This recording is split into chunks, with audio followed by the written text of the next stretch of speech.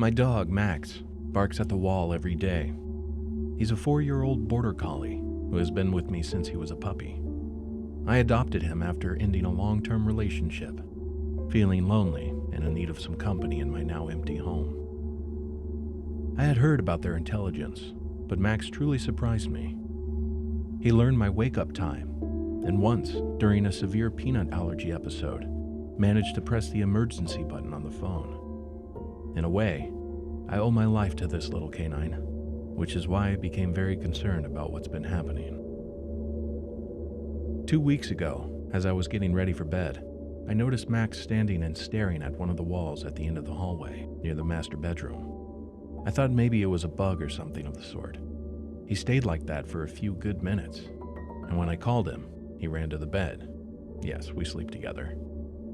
I assumed my initial thoughts were correct and dismissed any further speculation, at least until the same time the next day. It was 10 p.m., and there was Max, ears perked up, looking at the wall. "Hey buddy, come here," I calmly said, patting the bed, calling him. However, this time he started barking. It wasn't the excited bark when he sees something interesting, or the bark at a passing stranger.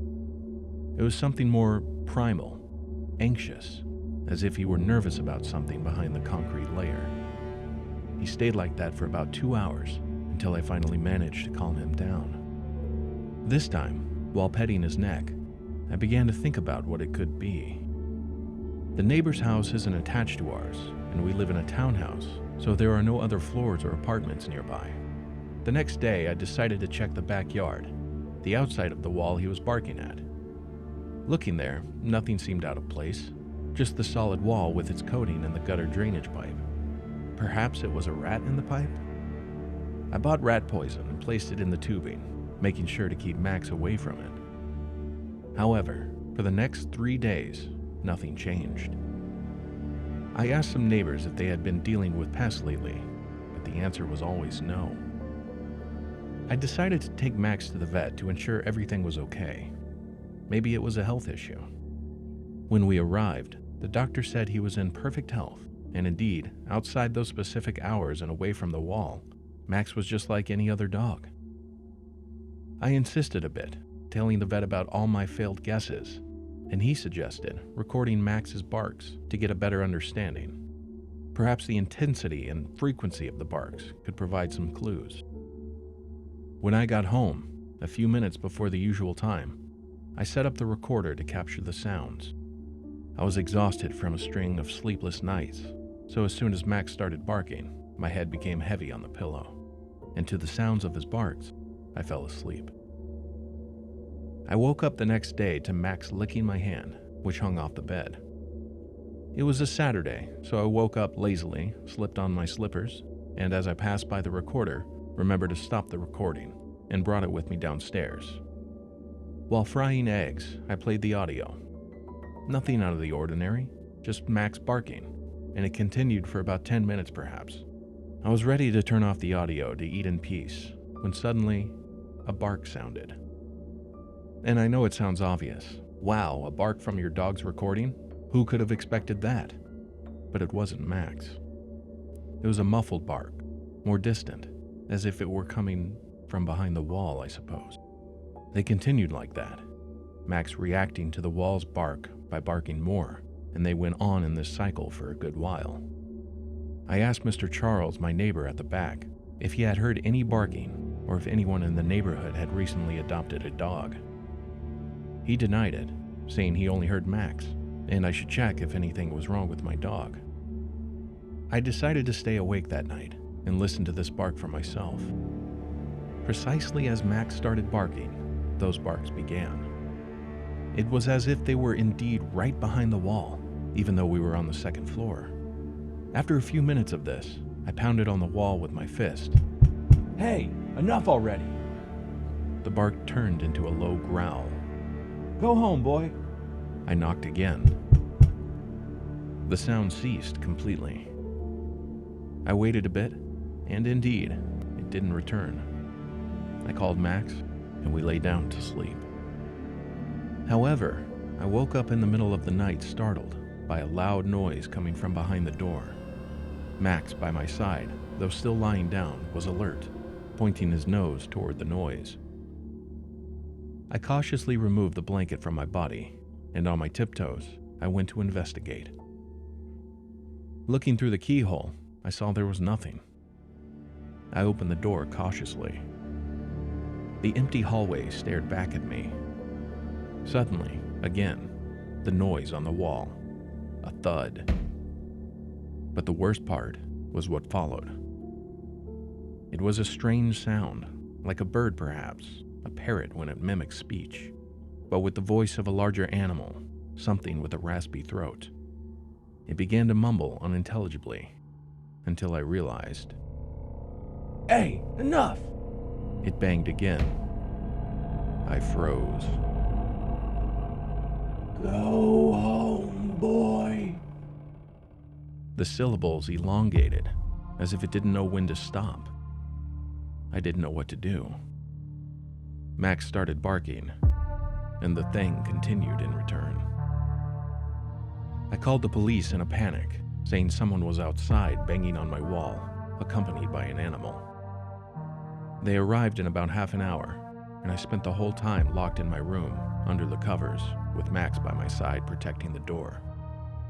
When they entered, I went out immediately, standing outside while a pair of officers went inside and another circled the outside. As expected, they found nothing. I was already inside the house and began apologizing for the call. No problem, the officer said. We'll patrol the area. There might be someone around here. But this house, he banged on the wall, is completely... He stopped. Banged again. Have you done any recent renovations, sir? I shook my head. This wall, is it usually where the sound comes from? I nodded. If you'll allow me, sir. He took a small device and made a hole in the wall, expanding it a bit more, up to about 10 centimeters. He called me over to see, pointing to inside the wall, entirely hollow. The sound wasn't behind the wall. It was inside it. He started searching with the flashlight through the opening. It's a real mess. Almost this entire He pointed the flashlight and focused on a spot. Hey you! Police! He was seeing the intruder inside and used his radio to call for reinforcements. Noises echoed through the corridor. He's escaping! A thud sounded in the backyard. Jumped out! The officers rushed out the door in pursuit. I could still see, in the distance, a vaguely human-shaped, thin shadow running. The officer who was at the back and the one who saw the creature ran after it, while the other stayed with me at home. After an hour, they returned, saying the suspect had escaped, and seemed genuinely sick. He was a weird, pale, very thin, probably frogging, living rough for a while. We'll keep an eye out now.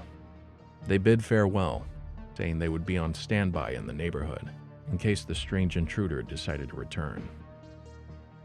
Everything had been left behind until today, during the night when I was finally falling asleep and my front doorbell rang.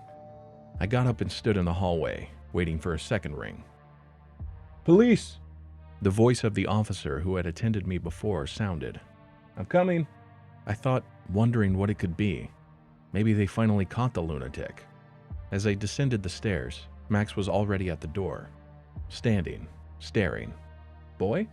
I asked. Then he started barking, and the voice outside now echoed. Hey!